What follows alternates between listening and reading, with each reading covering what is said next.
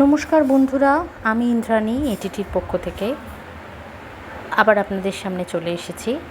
আমাদের এই স্টিমারটি আজকে সুন্দরবনের দ্বিতীয় দিনে চলেছে পীরখালি ব্লকের ভেতর দিয়ে।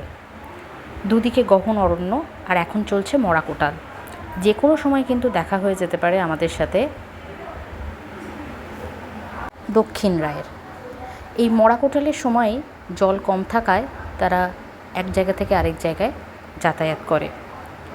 এত নিস্তব্ধ চারিদিক, আর জলও প্রায় এখানে বুঝতেই পারছো অনেকটা কমে গেছে, কতটা নিচে নেমে এসছে জল পাড়ের দিক থেকে। তার ভেতর দিয়ে চলেছে আমাদের লঞ্চ। আর আমরা নামবো দোমাকি ক্যাম্পে গিয়ে নামবো। এখানে পীরখালি 1, 2, 3, 4, 5 এরমভাবে ভাগ করা আছে। আমরা গাইডের কাছ থেকে শুনতেই পেয়েছি ফুলেশ্বরী নামে একটি বাঘ এবং তার দুটো শাবক নিয়ে এই পীরখালি 1-এই রয়েছে। এরপরে পুরোটাই হচ্ছে ভাগ্য, যদি আমরা দেখতে পাই তাহলে তোমাদের সাথে ভাগ করে নেবো সেই দৃশ্য। কিন্তু বিশ্বাস করো, প্রকৃতি এখানে অসাধারণ। আর এর মাঝে আমরা দেখতে পাচ্ছি বিভিন্ন ধরনের পাখি আর কুমির, আর রয়েছে বড় বড় মাছ।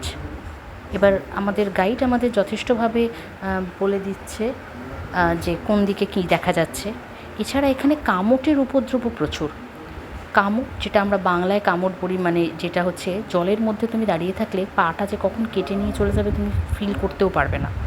স্নায়ুটাকে এমনভাবেই কেটে নেয় যে সেটা বোঝা যায় না। চলো বন্ধুরা, দোবাকিতে গিয়ে দেখা হচ্ছে।